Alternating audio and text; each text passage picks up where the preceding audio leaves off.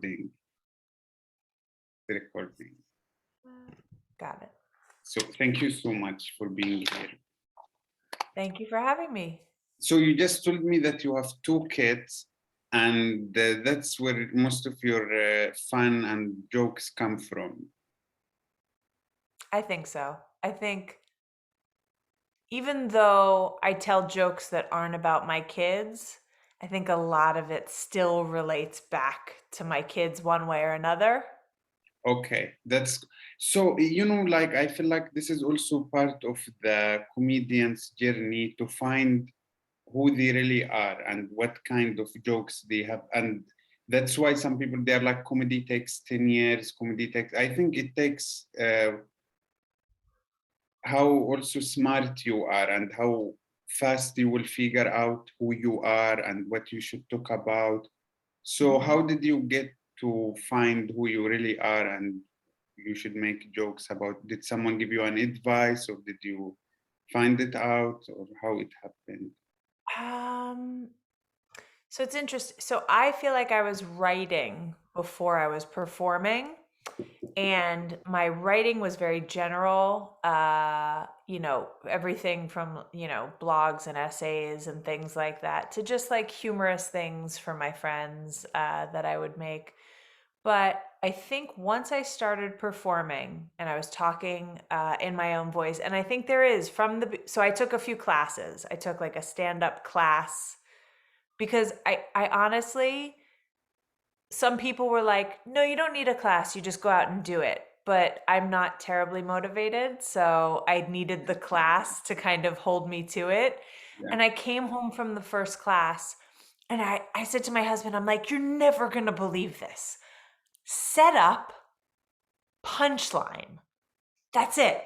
Like, and he was like, that's what you learned today? I'm like, yeah, isn't that amazing? And he was like, I guess so. But like, it was just for it to be broken down like that for me was super helpful because you can be funny in life. But it's kind of different to then try and be funny on a larger scale and funny to more people. And I think breaking down the formula of what is funny and the way that we deliver funny was a really important tool for me to learn that I'm still working on, obviously. But in that, early class, I think they said, use your voice, tell your story. And I put that in every notebook I have. I write first page, tell your story, because that's all you can do. I don't think anyone else can do that. Mm. And even though we all have things that are very unique to us, our story, then it's finding a way to make that relevant or relatable to other people or just funny, even if it's not relatable. So listen, I'm doing jokes for people who don't have kids, may never have kids, whatever, didn't have kids. And if I'm still able to make them laugh, even if they haven't, walked a mile in my shoes, I think that's what we're working on. But I think the important thing is being that authentic version of yourself. Which I think we're all still figuring out. But I think that came pretty early for me in terms of talking about my kids because it was the framework that I was seeing the world through at that point. And Mm. I didn't get into comedy when I was younger. I just didn't have the confidence. I didn't have whatever it was. But then once I had the kids, I didn't care as much about what other people thought of me. And it made comedy a lot easier. For me, I didn't know that comedy exists until like 2 years ago, something or less, even less. I found out about comedy from the Joe Rogan podcast. That it's the and but before I found that it's a real job and it exists, I used to be so funny to the point where I would write down funny moments during the day and tell my friends. So when I know that could be job, I was like, God damn, I cannot lose any one more day. Like I didn't care about, and I got so lucky that I've been talking. I always talk in public, but I Mhm, used to talk on because my dad is like Muslim and he's public speaker for the Islamic philosophy.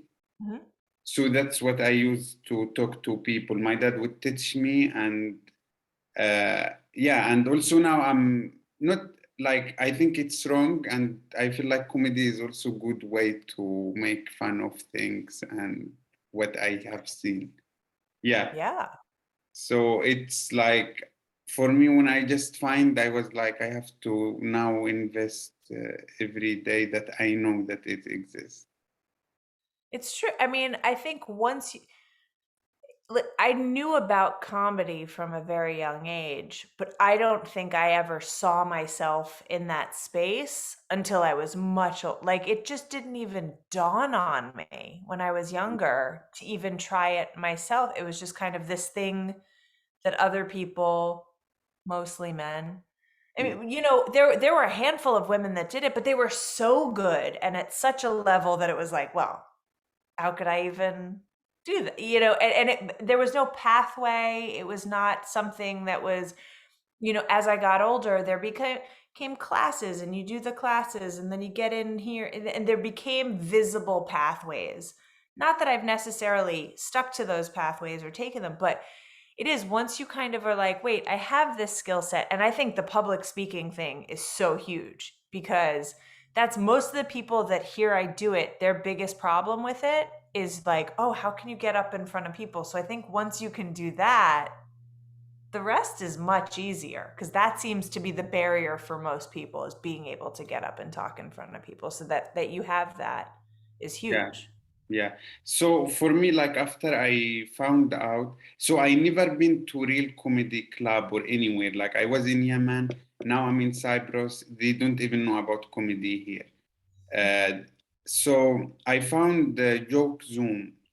Mhm. It's like a workshop, and they teach me there, like punchline, setup. I did. Um, I feel that you froze, or no? Can you still hear me?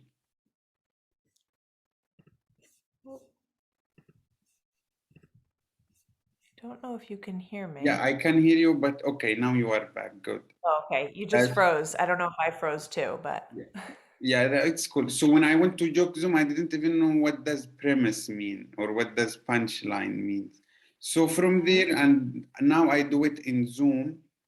And now my flat is open mic every Saturday. So That's so good. yeah. So you're bringing comedy to where you are. Well, I'm leaving. I'm not gonna stay here. I'm supposed to be in Toronto soon. Oh, But nice. that's how much I don't want to waste time. Like I'm trying, so it's good. So as I told you, like for me, it's very interesting that I was in Yemen and now I am in Cyprus and I will be in Toronto. So I feel like it's I have seen things, and that's what I compare in my comedy. I try to compare. And the other thing is like I used to believe in God. Like I used to be like so strict, and my dad wanted me to be like him. And now I think that we don't know why we are here. I feel like so it helps me so much to generate materials, and I try to tell people like just have fun, and nobody knows why we are here, and appreciate what you have, because I come from Yemen and people have nothing. So you as a mother, what is the message you try to deliver to your audience when you do your comedy about your kids? So I think as I do it more, I'm getting more and more into a message being in there. I think initially I was just taking funny moments and seeing if that would translate on stage. And then it became clear to me, especially raising kids in the current world that we're in, there's just so many messages that are involved with that. So I think it just very naturally found its way into it, but I think I stopped short of like coming across as like preaching or you don't want to be like, oh, you should really not do this or do Yeah, this, but Has your is your father supportive of this? So I don't talk to my family for more than 1 year Mm. because it's just, Because of this? well, this comes in the way, but because of everything, who I'm dating, what I'm wearing, um, everything. But I'm cool. I know you're cool. I just wish they could be more cool with that. Yeah. Yeah, that's why it's really interesting when you tell me that you are a mother and you in because it I could relate to you if you make jokes about maybe how to be a good parents, how to because my dad and mom are so like are a mess. It's crazy. So I feel like that's why I'm asking you because I want to know more like if like what you really want the audience to understand at the end after they laugh. It's interesting. So when I first started, I think I started out being like, "Oh, I'm a bad parent." And I think the whole journey of this has been like, "Oh, I'm not a bad parent. I'm a good parent." And then I'm like, "Well, I'm not a good parent, but I'm trying." So I'm kind of landing somewhere in between. Um, but yeah, then I hear stories about things like that, and it's like, oh, well, I don't think that I would ever reach a place where, I wouldn't see eye to eye to the point where I'd want to lose contact completely. But also, I definitely have very strong opinions, and if someone didn't agree with them, then I wouldn't really be willing, to change them just to keep them happy. So I understand both sides. Like I don't know. For my comedy, I don't I think I'm still figuring it out.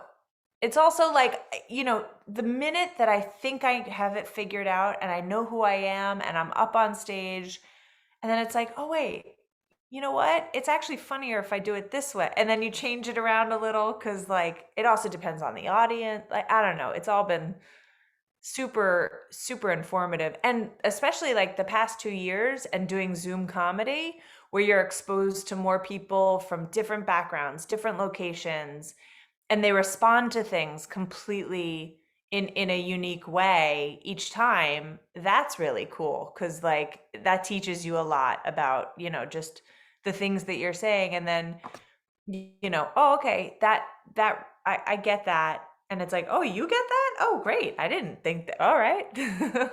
Yeah, I don't know why this come in my mind now, and you tell me what you think. So for me, as like I'm 23, and I think like people that are my age are still like wondering, will I be a father? Should I have kids or no?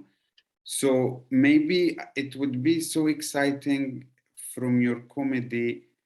You rather motivate me to have kids, or you rather motivate me not to have kids? That's like what I want to know and feel from you. I think I think my goal in my comedy is for, on the surface, you to think, "Ooh, I don't know what I want to have kids." But then I keep talking about it, and then you're able to kind of get the fact that like she complains a lot about them, but she does really love them. So there must be something good there. And I think cuz there's both. I mean, there's the part of being a parent that's like, "Oh, save yourself. Don't ever do this." But then there's the part, obviously, the reason I'm doing it, which is like incredibly fulfilling, incredibly fun. I mean, I was with my kids, I took my kids roller skating earlier today. They have a place near where we are, and it's just like old fashioned roller skates like I did when I was their age and probably haven't done since I was their age. And it was just like, you can't have your phone when you're doing it, because obviously it's unsafe. And we were all just very much in that moment doing it and just having very childish fun. And it's like, I do complain about it a lot, but it's also pretty good. And Yeah, so I'm hoping that like somehow my comedy covers both sides of that. yeah. Because I don't know, kids are like it's this weird thing where like they come from like your body, especially like for you as. So what do you think? Like, if you have message to people, would you motivate everyone to have kids? Like, do you think life is more? Uh, it's worth it. Like, you have one life, one chance. Is it like you have to have kids in this one chance? No, No. I think you have to do what's right for your life. And I think, I mean, that's part of what is so scary about what's going on in my country and has been going on in many other countries for a long time is like, I think that everyone should be able to decide what's right for them. And I think some people should not have kids. And that's fine. Like, I don't think there should be any stigma to having kids. I don't think there should be a stigma to not having kids. I think everyone should be given the time and the ability to make the decision that makes the most sense for their life and what works for them. I know plenty of people that maybe had kids later in life because they focused on a career first. I know people that had kids earlier in their life and then got to focus on, their passion. So there's no right order. It's just figuring out what makes sense for you and being true to yourself. It's back to the, being authentic to yourself and living your life, telling your story, all of that. So I don't think there's just one answer. Because trust me, I've met people and I'm like, oh, I hope they never have kids. Yeah, it's crazy because the problem is it's hard to know what you want or to know that it's all about taking the risk as well. But do you feel that the strongest part to find to start having kids is when you find someone you trust, the right partner is the best motivation, you think? Oh yeah. I mean, I know people that have had kids without a partner and that's been the right step in their life, but I think it made it such an easier decision for me having found someone that like I saw was a genuinely good human to me, to my family, to my nieces and that I was like, oh yeah, this is the kind of person I would want to create a family and make people with. Like Yeah. it's huge. It's a huge part of it. I think I've also seen relationships that like people that were two sides where it was like one person like, oh, they should definitely have kids. And then the other person was like, they should definitely not have kids. And it's like, I don't know if that's gonna work out. Um, but yeah, I think, but that's you mentioned taking risks and making yourself vulnerable. And I think there's so many steps in the process, like prior to even the kids, it's like, just finding people, opening yourself up to different people, you know, I was raised Jewish. My husband is not Jewish. My family was not terribly religious. My sister married a Jewish man, not because she had to. She happened to have fallen in love with a great guy, and he happened to Nice. be Jewish. And I happened to find a great guy, and he happened to not be Jewish. And I think in some families, people that I'm very familiar with, very, very friendly with, that would have been a no-go. And that, I would have had to have chosen between my family and the person I'm with. And thankfully, that wasn't the situation. And my mom has also fallen in love with my husband. I swear, if anything ever happened between my husband and me, my mom would take my husband in the divorce. Be done with me. Forget it. She loves him. But it's so silly that some people kind of set up these restrictions to like who and when you can kind of find that. And I think it limits you. But if you're going to take those risks and put yourself out there, I think there's a lot of good can come of it.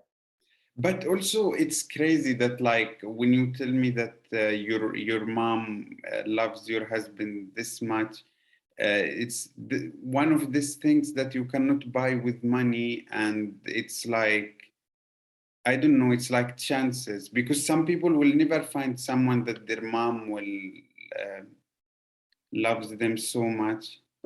So it's so valuable and it's really great. Yeah. No, I'm very lucky. And it's funny because the reason I didn't do comedy years and years ago was because I lacked confidence.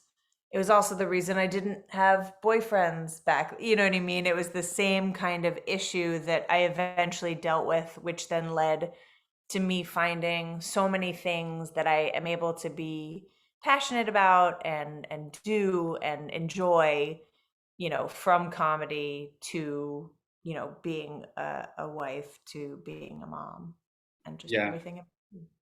Where I come from, they shame people so much if they don't have kids. Like the even like it's like you have to have kids. That's what life about. And I feel like that's why the country is destroyed because everyone is having kids and they don't know what the how about where you are? Like, is there some shaming for not having kids? I think I I think the overall structure of the system, yes, because I think things in the big picture, if you pull back on America, are still very traditionally based and encouraging of that more traditional lifestyle. But then if you kind of zoom in, certainly to kind of the bubble, I'm on a coast and I have a more liberal leaning circle around me. Um, then it becomes clear that, I don't know, life can't be black and white. It can't just be either or. There's no like, this is the right way for everyone to do everything, because that doesn't make any sense. Then there would be no individuality. And I think, I don't know. I truly think that parenthood is not for everyone. Again, I make jokes about this, but I question very often whether or not it's for me, and I'm doing it. Like, who knows? Oh, But yeah. but I think there are people that like, "Yeah, I think it's okay if you don't do that." But there's still a stigma in our society if you've made that decision. And I like to think it's moving in the right direction, but like everything, like all the progress, it's very slow and not always very noticeable. Mm. Yeah, I like when you say that you still even question it and you are already in it, which is that's nobody will be ever 100%. And even some days up, some days down, but you have Exactly. to just know what you want and you are like, this is what we are doing. Our bodies are weird and our mind. Yeah. It what because I start to think that like we are an unperfect humans. So I feel that we came for there is other virgin that's perfect of this virgin that's here that's very unperfect. Hmm. See, I kind of feel the opposite. I feel like the most perfect version of a human is the one that admits that we are imperfect. I think acknowledging that we're all imperfect Yeah. is a big part of being a good Uh, human. Do I you, think there are people that think they're perfect and they tend to not be great. yeah, and you know, also with the religion play big part. Like for example, Muslims, they think that they are the best people in earth because they are just Muslims, and Jewish, some. So also, this is what you said makes sense. No, I think anyone, listen, I get it. We call ourselves the chosen people. There's a lot of history there. But I think to think of yourself better than anyone else instantly makes you not as good as other people. I don't know. I think I feel like my tendencies tend to be like an old hippie. Like we should all be able to coexist and love each other and believe what you want to believe and follow the God that is right for you, or no God if that's what's right for you. And no one is better than anyone else. But not everyone thinks that way. So who's right? I don't know. I guess we'll see.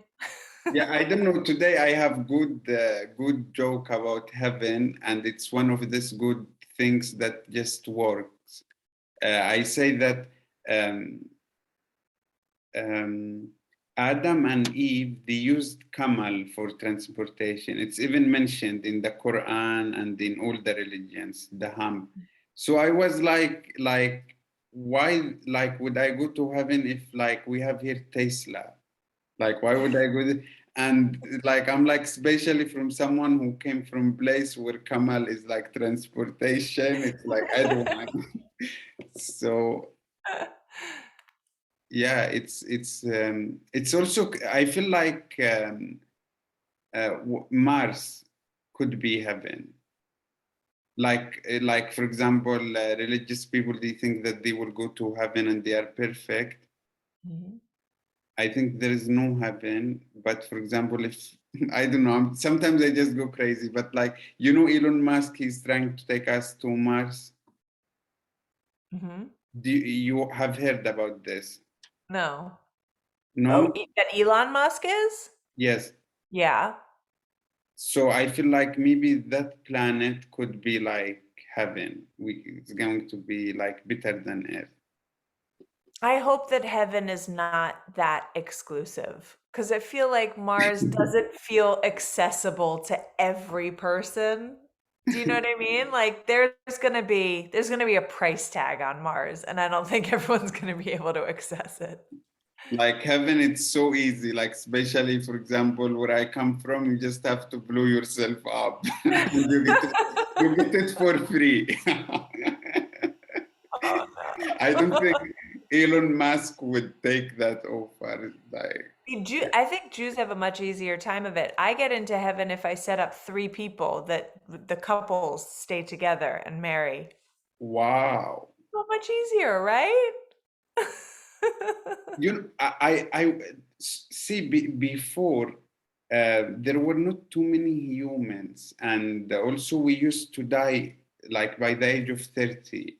So that's why they were motivating people to have more kids, like the Right. Jewish. Also like there no gays because we also needed more kids. That's how I feel. And that's why it's crazy when people keep the old ideas and religion to the today. It's Oh, of like course. accident. Well, it's nothing ages well, and it's a different world than when there were 12 families on the earth, Now we have a lot of people. And so and gay people have always existed, and they should be able to, again, like everyone else, do what makes them happy and live the life that they choose for themselves. I don't know. I'm a It's funny because obviously there's a big argument in America about, freedoms and personal choice.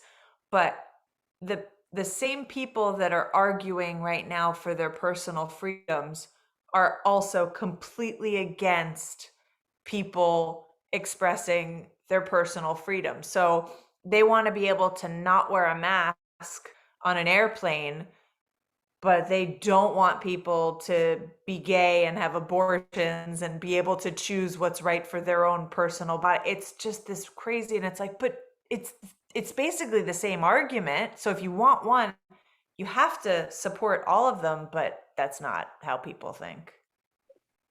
I sometimes I feel like I have seen what happened in Yemen from the beginning. I was in Yemen like before the war, and I watched the whole scenario. Mhm. So, sometimes they say it's not by age, it's by experience. So if like someone spent all his life in the US, but like I have seen the scenario. So I feel that the best way to make people fight and destroy country is arguments. Hmm. Doesn't matter with what, like it could be by religion or it could be by vaccine or mask. It's just how to hack the human system, because humans, we are full of emotions, and many people, they don't know who they are, they don't know even how to spend their day the right way. Like they wake up every morning wishy-washy world, like they still don't know how to spend the perfect day and invest it. So these people are like the gas or benzene, and argument is like the fire. So you just, people are, don't, maybe they should work out or do yoga. Like these show that 80% of Americans are obese, even the one that they are not fat, sorry, but their inside, it's all like McDonald's, small size. So I really don't know, but that's how I see it, and it's scary. It is scary. I'm curious, how do you feel? Because obviously you've seen kind of conflict Yeah. up front firsthand. How do you feel about Ukraine and what's going on over there right now? Okay. Before I answer this question, I just want to add one more point, that the US is the country where people go there, like it's an escape for all people that are abused in their countries. So we all care about it. It's not just a problem for people who lives in the US, and hopefully things will be fine. Anyway, so you asked me about Ukraine. Um, it's crazy. What I think about Ukraine is that I'm not with Ukraine or against Ukraine, because the politics and political people are bad. The Russians and the Ukrainians, that's how I feel. And the problem is with the people and the country, because I feel like war, it's like business, and it's like people are greedy. Like Yemen now, it's three parts: part with Saudi, part with Iran. Even me, I am from Yemen. I cannot go to Yemen. I need to ask visa from another countries to go to my country. So what I feel about the way the war in Ukraine is that, yes, it's like politics, gritty, and China, Russia, and the problem is that, yeah, we just have bad people in this world. And that's again what I told you, like the US still the country that there is freedom of speech, there is good army. I don't know, like, I hope my answer was useful, because I feel like it's a big question for me, but I don't know. Well, only because you were talking about what gets the people to fight, and when you made that point, I thought of the Ukrainian people fighting because they're not fighting. It doesn't feel like they're fighting for anything ideological or political. They're literally just fighting to keep their country. And so it felt like it wasn't like they're not fighting just to fight. I mean, from what I understand, they're defending themselves against someone who's trying to take their country from them. So And that in feels Yemen like the it's best different, reason. because in Yemen it's different. In Yemen, they are fighting Muslims between them, and different part, like Orthodox and Catholic, South and North. But Ukraine, as you said, it's like country inventing other country, and they are fighting for themselves. Yeah, I think in Ukraine is different, but as I told you, like war in general, it's like people are gritty, and Do you think we even, would yes. do you think we would have less wars if there were more women in charge? So I am so big fan of women, and I always say in my comedy, I even say that I feel so lucky that I am straight man, just because like I will not have to date myself or for real. Uh, yeah, Like I I know. I That's don't my know birth. why I am against man, and I feel lucky that I have man body, so I also can really feel it and admit it. Yeah. Yeah, I think I don't know. If you had a few more women in charge, I don't think Putina would want this. Yeah, it's crazy. I don't, yeah. We're not really. I mean, we love a fight, don't get me wrong. I've been in plenty of girl fights. It's just not the same. I don't know. I I know there's too much of it, right? It doesn't feel like anyone is in a good place at the moment. Everyone is just fighting within themselves and then beyond that with other people. Like how do you sustain a world like that? What's my issue is that how weird is it that we don't know why we are here? Like how weird is it to wake up every morning Mhm. and you really have no idea, like even what happened to your memory and everything when you shut down for like 8 hours or 7 hours. Yeah. Every morning I really wake up, that's the first thought that come in my mind every morning. I open my eyes and I'm like, wow, like I don't know why I am here, but let's just do comedy and work and go to work out, do one podcast just to get through the day. But that's those are the things you've chosen. I think that's I don't know. This could be like a slippery slope though, because I think if you give people the opportunity to define why they're here, that's where you get into trouble because you have the people that are like, I am here to have children, and that's their thing. And then they want to push that on other people. And then there are the people that are like, I am here to be a devout Christian.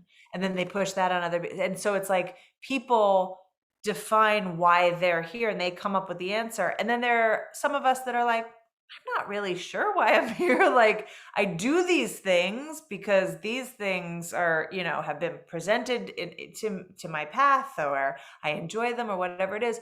But there are some people that are sure of why they're here. And the more sure they are, the more they push it on other people. And that feels like the source of a lot of tension very often, is like not just letting people figure out why they're here or spend time in the space where they don't know why they're here. I think that's okay. I mean, trust me, in my 20s, I did not know why I was here.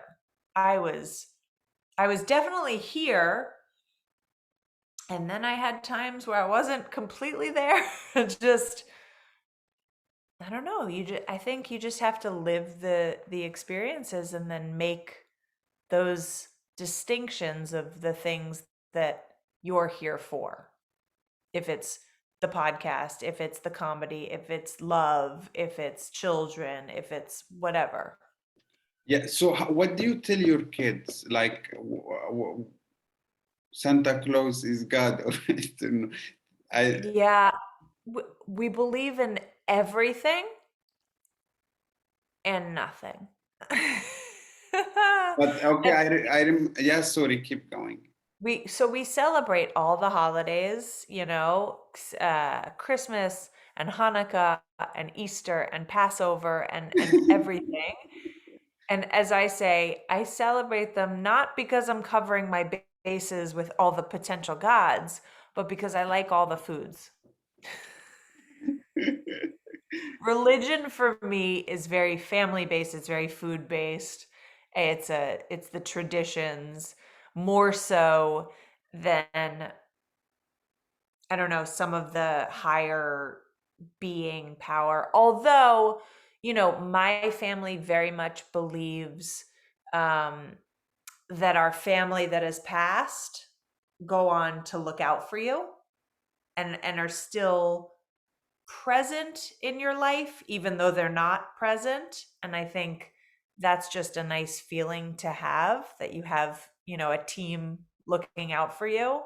um my husband's family didn't really think that way, and I think he has told me he likes that Wow. we think of things that way. um but again, I don't know, it's I I don't, yeah. I tell them, I think I'm trying very, very hard to tell them to figure out what they like. You know, sometimes my son wants nail polish, and then the boys in his class say, "Oh, that's not for boys." And he says, "Well, it makes me happy, so I do that." And it's not, he doesn't like nail polish because he is or isn't any, I mean, he's 7. He's nothing. He has a big sister. He sees it on her and he wants it. It's not like a declaration of who he's going to be as a person. It's a very simple, harmless thing, but not everyone sees it as that. And I think that's more dangerous. You know, defining what that is more dangerous than letting it just be a thing that people can enjoy if they want to enjoy it. Well, so the kids will make your son feel that it's something wrong, and do you did that affect him, or you think that you are strong enough, or to make him feel 100% confident? Thankfully, it's not all the kids. You Oh, that's know, I good. think if it was just him and then Oh, all the kids were like, no, no, no, that's wrong, that would be a lot. So okay. it's only a couple of kids. And I think because, again, we're in New York City, it's a community and we're pretty like-minded of how we're raising our kids, which is do what makes you happy, that's safe, and trying to make the world a better place, and we're trying to be the best versions of ourselves. I think those are like the messages we're trying to get through. And so I think he is, and he is a very strong 7-year-old. He's not pushed around, like he's not tough, but he's very much like the other kids That's respond to him. You that's know, he has like good leadership qualities, but that, you know, as a mom is like the biggest fear. I'm like, okay, I'm sure Hitler had good leadership qualities. We just want to make sure we raise him with the right yeah. mentality about things. Yeah, you know, and that's good. Like you can just tell him this small amount of kids are the weirdo. It's good, and yeah, like I feel that good man should have leadership and should be like strong and control it, just in the to lead it in the good way. So I think you are good. Your son will be fine. I can feel I it. think a good leader is going to be, before he's tough, before he's strong, he should be sympathetic. And I say he on all of those because I think a good female leader, I think the strong and the tough are always secondary anyway. I think there is you know, a sympathetic side to women or female identifying people that hopefully I truly think would make a lot less wars. Yeah, you my parents they grow me to be good, like hardcore. So like they would take me to the graves when I was like maybe 7 or 8 or 9, and they would say, if you do bad, you will be in here alone at night, and there will be snakes, and they say, but if you are good, there will be window from here to heaven, and there will be two angels with you. So that's at night, we are in the graves like trying to be nice people. And I feel that like burn the brain, because the brain feel it's normal, like to, if someone is doing bad, take him at night to the grave and scare him. So the brain is like if you abuse someone, it's normal, and that's really crazy. So how do you like try to motivate your kids, like not to steal, not to do this? Um, So it's interesting. So I think my generation was raised like that, like crazy stuff. Our parents did and said crazy things to us that we were like, why? How are we okay? Because it's like, what were they thinking? And so there's definitely a shift in how parents today can present things to their kids. I do think it's important for kids to be raised with a little bit of fear, not like personal threatening fear, but like that they understand that death exists and that if they put themselves in a position of danger, like they risk hurting themselves or harming Oh, themselves. okay. Like I think it's important the kids understand that there are consequences, and you can't just do anything or say anything without consequences.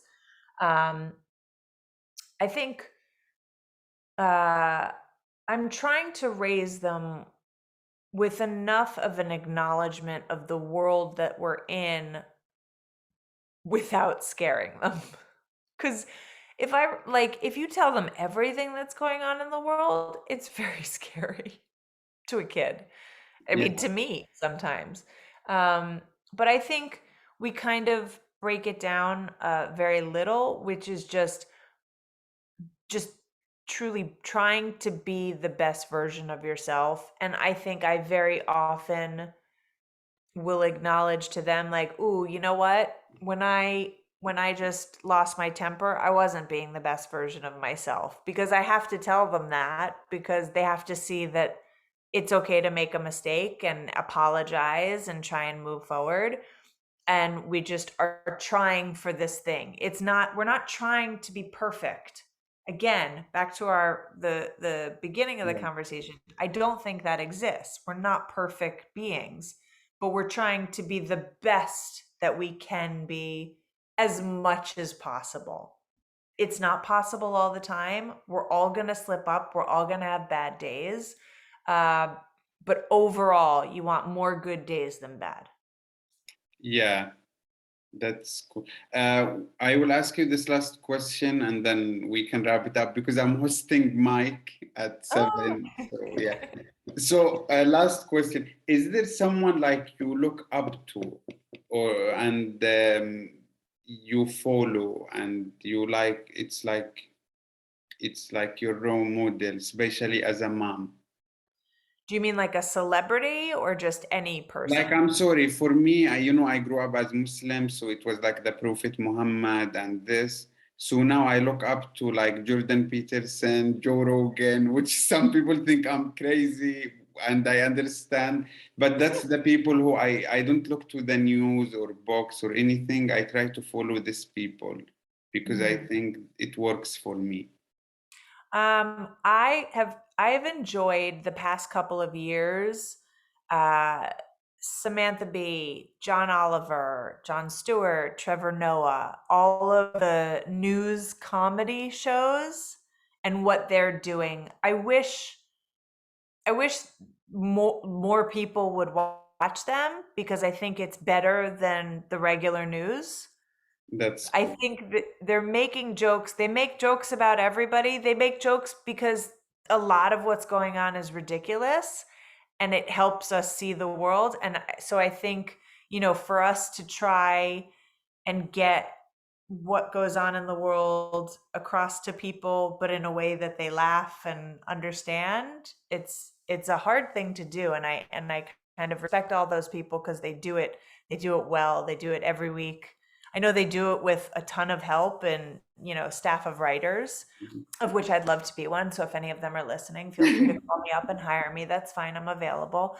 But yeah, I think that's a really cool thing that they do. And I think it's needed right now because there's just not a lot of people that are like, okay, this is a fact.